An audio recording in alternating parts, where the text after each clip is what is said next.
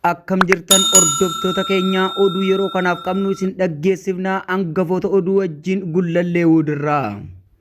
Injifannoo woboo zoonii kibbaa Oktoobar 11 2020 Cibbaraa Odaa Buttaa Gannaalee Siidaa Gurraacha Gooticha Waraana Bilisummaa Oromoo zoonii kibbaa Koonyoo Gujii Ba'aa Aanaa Gooroo Gollaa Ganda Maadhaa Dunuunnaa iddoo addaa Gaara Farraa jedhamutti loltuu gabroonfataa maqaan Sakattaa jedhamu haxxee itti hidhuun injifannoon adda galmeessee jira. Lola sa'aatii tokko ol taasiseen loltuun gabroonfataa 12 yoo ajjeesu hedduun madoo taasisuun warreen kana irraa hafte fiigichaan nabaasi jechuun baqattee gargar faca'uu ishii ajajaa woboo Gujii Bahaa ifa godhee jira.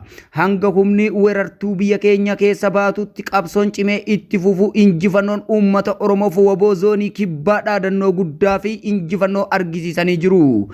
Onkololeessa 11 2020 injifannoo woboo zoonii lixaa godina Wallaggaa lixaa Onaa Qilxuu Kaarra Gandaa Talamsoo Dambidolloo iddoo Gamba Kamisaa jedhamutti beekamutti gooticha waraana bilisummaa Oromoo guyyaa kana sa'aa 7tti iddoo waraanni hattuu mootummaa kana buufate teessutti itti seenee aleeluun hedduu ishee du'aaf madoon adabeera. Sakatta'aaf ba'anii sakatta'amuun akka jiru warri aftees quba qabaadhu tankaarfiin itti fuufa jedhe woboon. Injifannoon onkololeessa 11 gooticha woboo zoonii lixaa Qilxuu Kaarraa Talamoo Dambii Gabaa Kamisaa waraana Abiyyi unkureera. Injifannoon bifuma kanaan wal qabatee onkololeessuma 11 2020 zoonii godina Wallaggaa kaaba lixaa Shaggar Addaa Bargaa Karkarreessitu humni addaa Oromiyaa kan quuqamaa fi naasuu lammii hin qabne sakattaa woboo jettee utuu isheen joorte leenci bosonaan unkureera. Kun waamicha jaalmaarroo didee rasaasa isaa indidu hubadhu qalbeeffadhu. Gootichi waraana bilisummaa Oromoo woboo waraana uummata Oromoo egeree Oromoo fi Oromiyaa qananiisuuf qofa qananii fi sona ofii wareegee aarsaa qaalii kaffalaa warraaqsa bilisummaa fi walabummaa Oromiyaa taasisaa jiru cichoominaan finiinsutti jira. Adeemsa karaa fagoo irratti wareegama qaalii kaffaluun dhiigaa fi lafee jallaan qabsaa'ota kumaatamaan xurree haqaa irratti wareegaman gati qabeessa taasisuuf halkaniif guyyaa nuffee fi dhabee osoo hin hojjenne bobaa isaa goolee Oromiyaa cufa keessatti gad jabeessee dhaabuun yeroo ammaa guutuma Oromiyaa cufa keessa sossoo'u irratti argama. Waraanni bilisummaa Oromoo woboon haala balaa fi dhiibbaa akkasumas haalota ulfaatoo keessa sossoo'uuf anjawa hin taane kamiyyuu keessatti wareegama barbaachisaa ta'e kaffalee aarsaa ofii taasisuuf qabsoo jabeessee kallattii maraan falmaa hadhooftuu finiinsuu itti fufee jira. Hanga bilisummaa Oromoo fi walabummaan Oromiyaa mirkaneeffamu uummanni Oromoo biyyaaf biyyee isaa irratti abbaa ta'utti gatii warraaqsi barbaadu kamuu kaffalee qabsoo galma akeekame biraan gahuuf qophaa'aadha.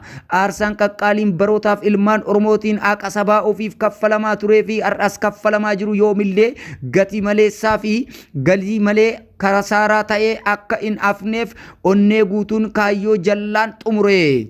Bilisummaa Oromoo fi walabummaa Oromiyaa irratti wareegamni galma ga'uuf falmaa gonkumaa of duuba hin mil'anne taasisaa kan jiru ta'uu isaa firris diinnis hubatee beekuu feesisaa. Hanga Oromiyaa walaboomsee bilisummaa dhugaa sana gad qabsiisutti bilisummaan labsamutti qabsoo walirraa hin cinne godhaa jira. Hawaasni Oromoo kana hubatee woboo cinaa dhaabbachuun dirqama uummata Oromoo hundaati.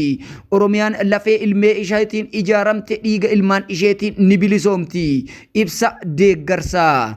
Dhaabbanni keenya ABO'n Oromoof Oromiyaa walumaa galatti biyyattii badiirraa hambisuuf yaada mootummaa ce'umsa sadarkaa Oromiyaatti hundeessu ibsuun ibsa basaasuun ni beekama. Kanumarraa ka'uudhaan caasaa kutaa ABO giddu galeessa Awurooppaa dhaabbanni keenya ABO'n baasee kan caasaaleen koonyaa nu jala jiran faana taanee ejjennoo cimaadhaan kan deeggarruu fi kaaniifis dirqama nurraa eeggamu marabaachuuf qophii ta'uu keenya ibsa. Walumaa galatti uummanni keenya Oromoon mootummaa ce'umsaa ijaarrachuuf akka of qopheessuuf sabaaf sablammii mirga hiree ofii murteeffachuu ammaasis akka yaada furmaata mootummaa ce'umsaa hundeessu kanaaf tumsa barbaachisu godhan asumarraan waamicha keenya dabarsina. Murni ammaa kiiloo 4 jiru kun kana booda beekamtii seeraa konstitutionaalii leejistimitik hin qabu. Kanaaf mootummaan ce'umsaa sadarkaa Oromiyaatti ijaarrachuuf uummanni keenya ofaa qopheessu dhaamsa keenya. Injifanoon uummata Oromoof koree kutaa ABO giddu galeessa Awurooppaa.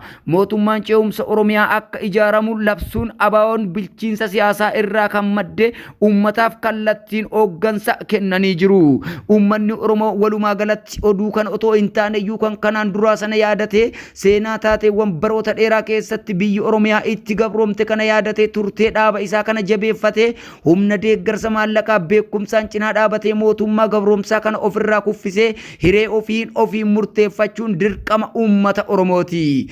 Biyyi Oromiyaa tun ilmaan ishee malee biyya biraatiif hin toltu. Eenyummaa biyya ishee kana kan jiraachisuu danda'u ilmaanuma biyya lafaa kanarratti dhalatanidha. Lafa kanarratti dhalatanii irratti wareegamuun wareegama sana qaalii gatii duwwaa tokko malee baasutti faallessuu osoo hin taane gatii barbaachisu sana kan kaffalameef dhugaa walabummaa dhugaatiin adda bilisummaa Oromoo waliin ta'uun tumsa barbaachisu hundumaa godhanii diina yeroo hunda itti roorrisu kana ofirraa hundee ishiitiin balleessuun dirqama uummata Oromoo bal'aati. Uummanni keenya waamicha kana dhaga'ee waan qabuun dirmatee kutaa takkaan otoo lamaan hin jedhin kaabaaf kibbaan bahaaf dhiyaan waliif dirmatee mootummaa gabroomsaa kana ofirraa buqqisuun dirqama keenya. Oromoo ko asii achitti gabrummaan si ga'ee jira. Falaasama filoosofii digirii malee digiroomaan sintin taane kana ammoo garan taanetti baadhee deema yoo jette allayyaa dhuman qabne keessa seenuuf qophii kee ilaalladhu. Ilaalcha kana keessaa ba'uuf lubbuu tufuun barbaachisa. Falmaa kadhaawaaf aarsaa barbaachisu hunda kaffaltee gatii bilisummaadhaa argachuutu si barbaachisa. Bilisummaan tolatti waan dhuftu. Waraanni addee bilisummaa Oromoo turtee bosona keessa jiraatu kun otoon nyaatin otoon dhugin jiraata jechuudha. Waan iyyaadamneedha.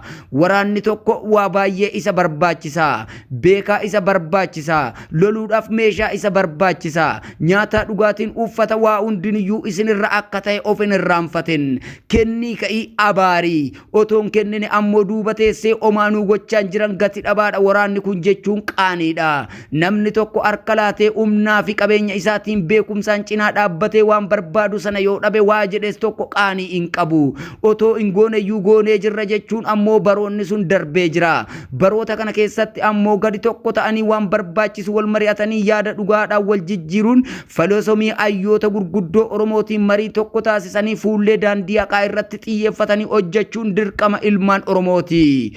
Oromummaan qoosaa osoo hin taane maqaas osoo hin taane haqaadha. Haqummaa ishii kana mirkaneessuuf filoosofiidhaan wal cabsuun osoo hin taane wal ijaaruu barbaachisa. Ijaarama kana keessatti icciitii keessoo keenyatti qabanne diinota ollaa irraa ol jalqabamee nutti gadi icciitii keenya dabarsee diinaaf laatu kanarraa manuma keenyarraa tankaarfii fudhachuun addee bilisummaa Oromoo wajjin yeroon isaa amma ture.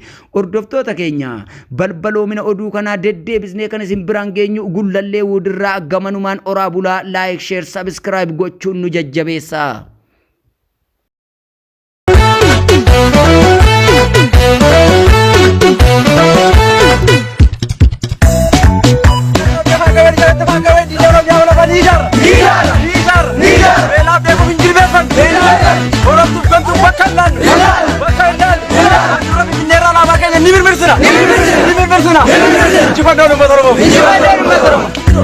Ni